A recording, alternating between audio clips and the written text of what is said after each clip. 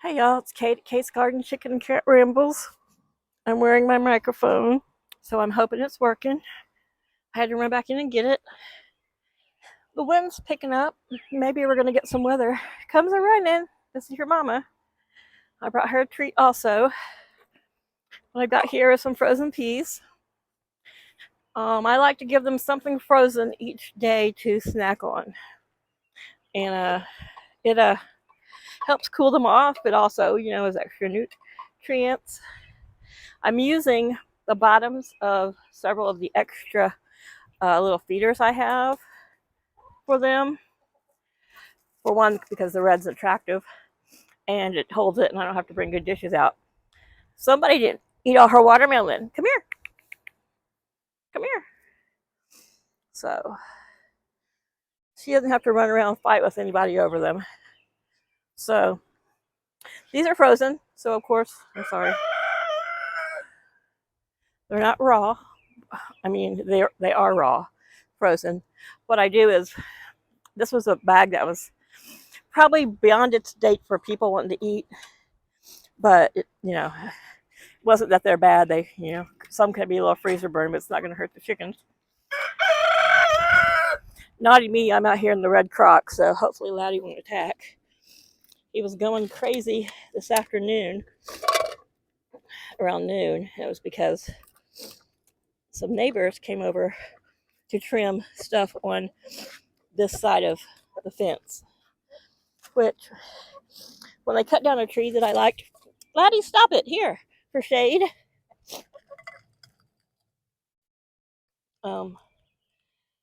I was told that, that wasn't my property, that 18 inches on this side of that fence. So I haven't been mowing or trimming that. It's not my property, not my problem. And I like it a little wild. It also keeps the chicken from wanting to go over there. So here, guys, come on. Anyway, I've been because they were using a weed eater and power tools, he was quite unhappy about it. Come here, guys. Come on. Come on up here.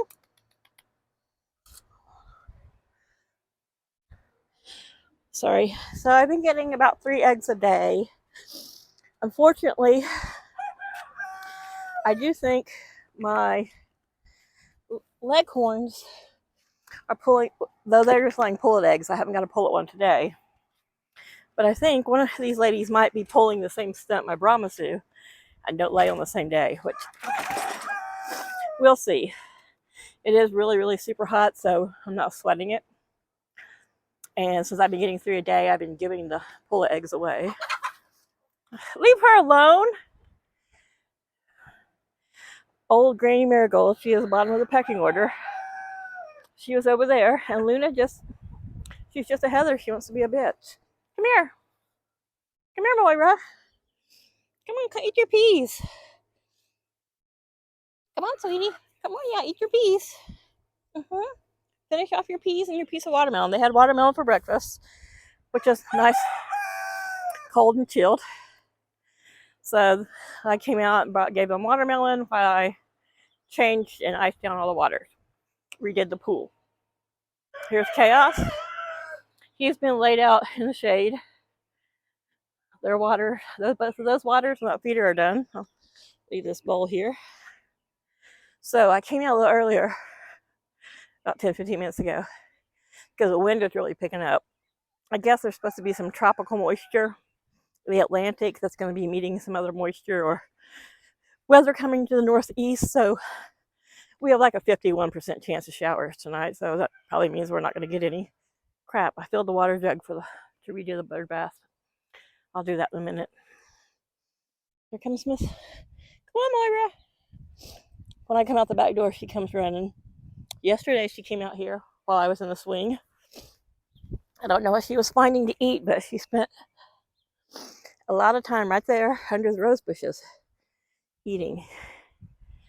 So I don't encourage her to come up the side of the driveway unless I'm out here, and then I'll call her. I've been trying to get her to come in the house or come up on the back porch, and she's just not quite brave enough. Because I've had to grab her and catch her so many times in the past month to rescue her and to get her back in the yard, I'm trying to go a little bit without grabbing her, just startling her and picking her up. So, especially since she's on her own, and she could still be dealing with a little trauma of that. She still does not make any attempt to go back in the yard, even when I hold the door open for her and walk away so she can just go in. She's coming up the back 2 steps and then she doesn't come any further. But every day we work at it. I just tell her to come on and make little noises she likes. Encourage her to be brave. Sorry, I'm in the swing. I'm trying not to swing. Come here, Moira. Pretty girl. So she follows me around the yard. Now, when I went out and picked more green beans and checked the garden this afternoon when I came back from the store, she didn't want to come out the garden. It was all sunny and hot, and I don't blame her. But back to the fence. So from about where you see the rainbow over, there used to be a really pretty tree there, probably about 12 inches across at the thickest part of it, and it went straight up. It didn't lean against the fence, it didn't lean over the fence, but it provided a nice amount of shade for my yard. Well, when Cannery Village, I'm not going to use the names I used to call it, they were going along their fence line, cleaning up any trees that could fall or damage their fences, or any trees that the people on that side of the fence bitched about. And up about not all the way up, but from here all the way to the corner, which is quite a distance, we're not in town limits. We are at the very edge of town limits. That used to be all country back there. There was a big fish cannery in the early 20th century. I think it was probably gone by the war, World War II, or right before it. There was a big cannery there, so they would bring fish up the Broadkill River. They would come go into the Delaware Bay, come up the Broadkill River, which ends in Milton. And they had and the railroad used to have a spur line that came to the cannery. So back in the 19th and 20th century, this was a big canning area, and even up to the early 1800s. I think Milton was founded in like 1803, something like that. It was a shipbuilding town. There's a big housing addition here they call Shipbuilders Village. I accidentally, when they called it Shipwreck Village, and Paul cracked up, and I've called it Shipwreck Village ever since. It's one of those typical neighborhoods that I don't like and I don't have a lot of respect for. And I'm not really judging people. This is just my personal opinion. But Delaware is full of a lot of transplants out of Jersey, New York, Pennsylvania, Vermont, Maine, because we're mid-Atlantic and we're pretty mild. And I'm from Oklahoma, which I haven't lived out there in 25 years, but I live in the South. We won't talk about that, but I'm here now. But I've never been someone, I grew up in a housing addition or a neighborhood, but that was built like maybe in the late 60s, early 70s. So we had a nice front yard. The houses were not on top of each other. But all these houses back there probably are close to, even the condos are probably $1 million or more. And that's on the low end for Delaware, probably more. But that big white line you see right there, that is a 4-foot gap between those two houses. And a majority of the property back there are all, I call them row houses, townhomes. But they have no front yard or no backyard. These ladies here used to have a front yard because it was just a big empty little space there, about the size of a house lot, which is enough to hold 2,500 square foot house with 4 feet circle around it as a yard and a driveway. So that's not even a full lot size. I have, according to old standards, what would be 2 lots, but Their house and yard probably doesn't even maybe covers a quarter of what I have. But anyway, back to these neighborhoods. So these are people who don't mind spending that kind of money to come and live on top of each other. I mean, house upon house upon house upon house. I mean, they're all stuck together. Most people don't even, maybe at the most, might have a 5 foot by 10 foot piece of yard, maybe, like where there's by their front walk or right beside their driveway, but that's it. And I just, to me, it's greedy builders, and I just understand the mindset of you're going to get out of the big city, you're going to get away from that urban life, but you're going to come live on top of people anyway. And I saw her eyeing my chickens, and I'm like, you know what? As of county rules, my chicken yard and all their coops where the chickens go is more than 25 feet off from my property lines. Way more than 25 feet off my property lines. So they can't say shit. But she upset the rooster because all he saw was, well, they're both really older women. I think they're in their 70s. And they were out in the heat of the day, cleaning up and taking out all the brush and high grass and stuff along that fence. I hate that fence. To me, it's an eyesore. It's just a big white blob. I keep threatening Paul that I'm going to have somebody come graffiti it and put murals on it. I'll say, hey, well, that's not on my property line. That's horrible. But when I first moved here, you see that right there. There are two conifer trees, two, evergreen type trees, and they asked if they could plant them right there because they wanted to block any kind of view.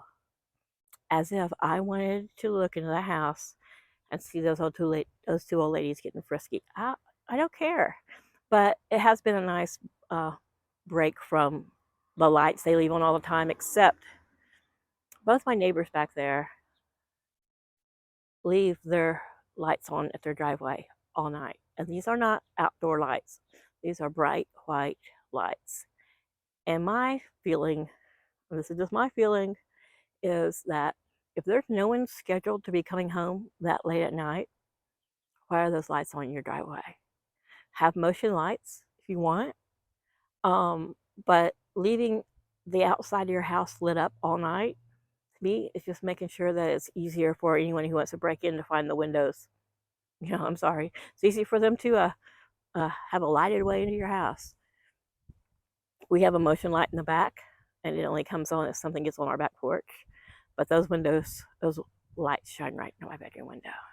So anyhow, it was about 11 o'clock. I had a headache this morning, and I was just kind of chilling out, dreading having to go to the grocery store.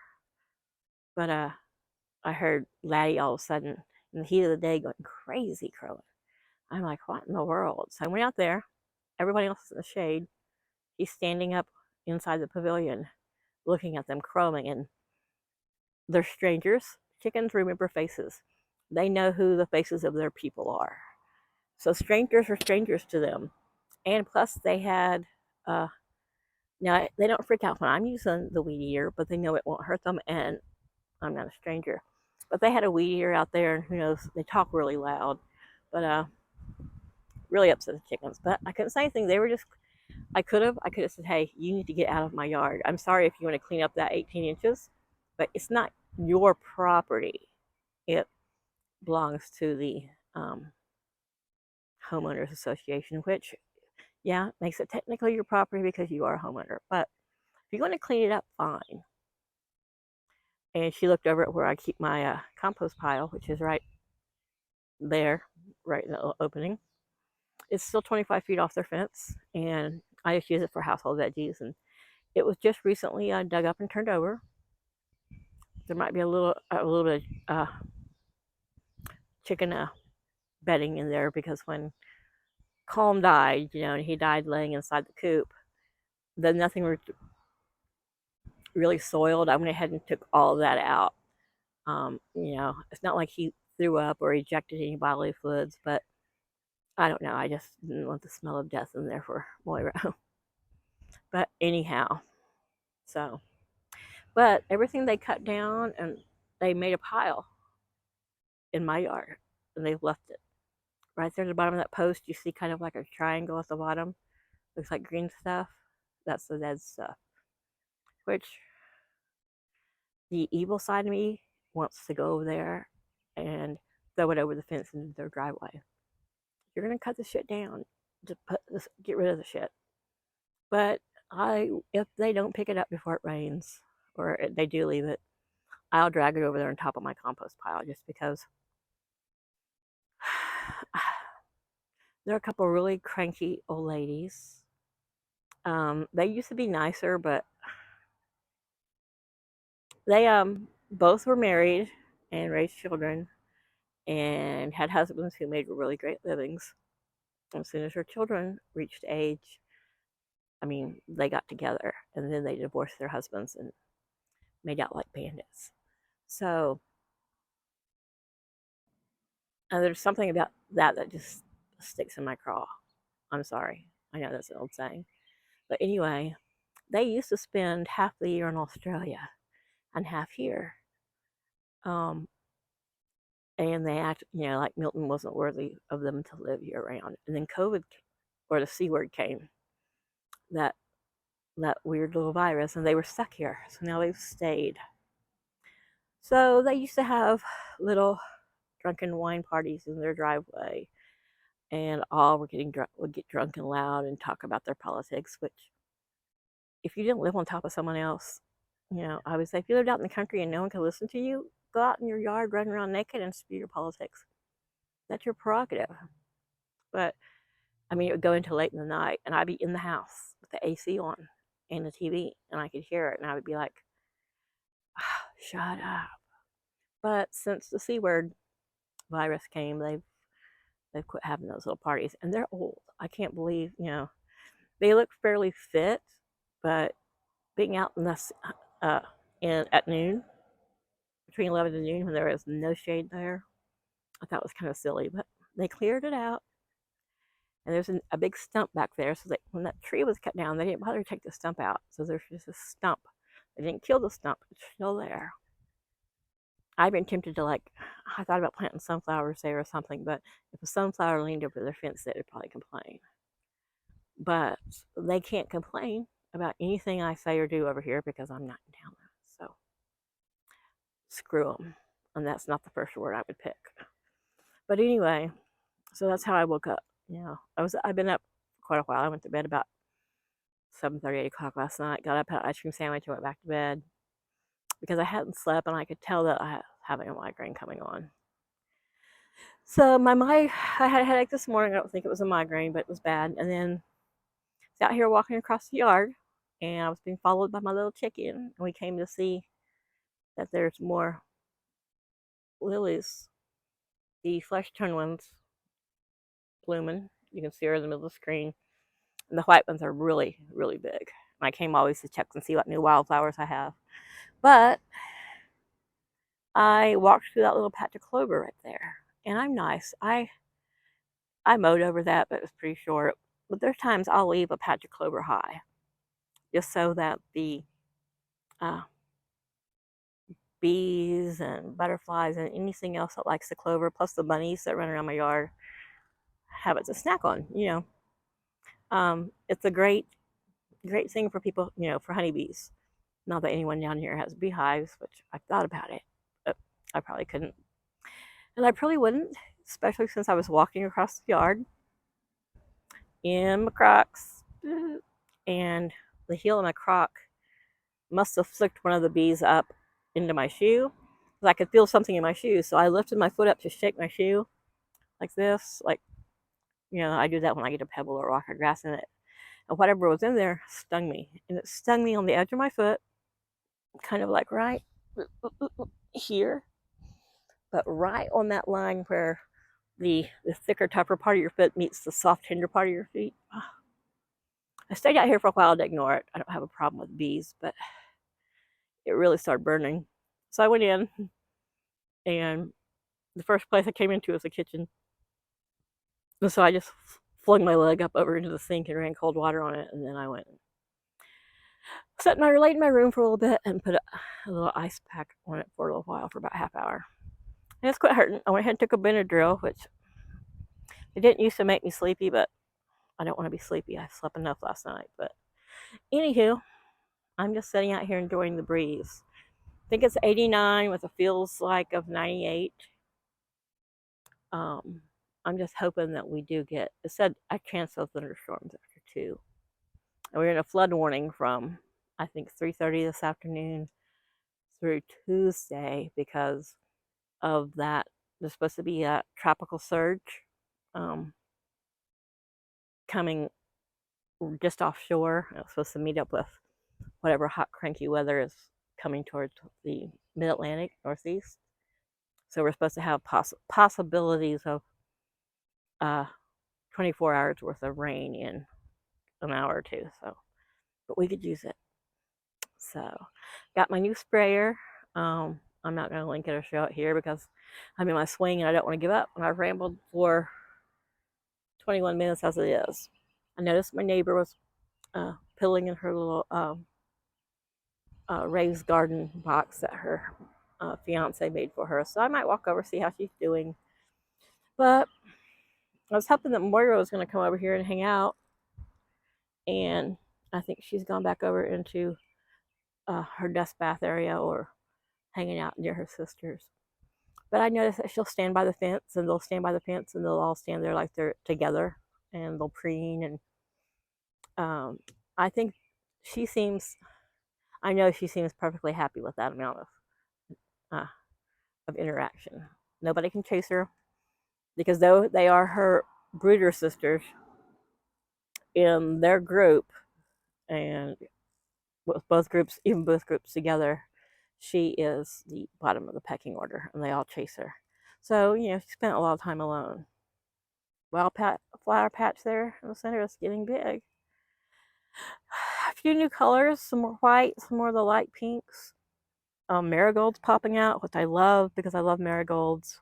I never realized or even bothered to look and see that they were a monarch butterfly favorite. And it might just be this species of marigold, but they're popping up in there. So some of the stuff is the same stuff that's in the other wildflower patch, and some of those stalks are like 2.5, 3 feet. So the stuff is going to get a lot taller. I had some Stella D'Or down here on the bottom of the screen. Lilies go ahead and pop out. I thought they were done. I tried to cut off the little seed pod heads because leaves more energy for the plant. But Robert Swanson Oriental lilies are still doing well. I'm just waiting for the big white ones, and then the whole yard will smell like lilies with every breeze. So I filled up this bird bath last night. This is the my antique serving platter that has fish release carved into the bottom, and the birdies are loving it. But anyhow, I'll probably, last night, yeah, I'll probably cool it off with a jug of cold water. But chickens are quiet, so I'm sure they ate their peas.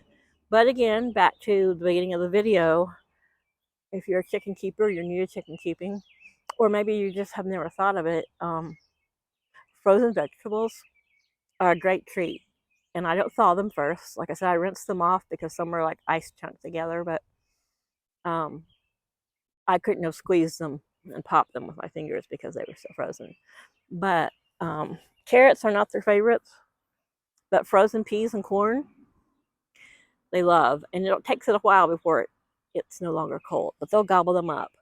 I've also used muffin pans and used like canned corn, the kind with no sodium or sugars in it, just plain.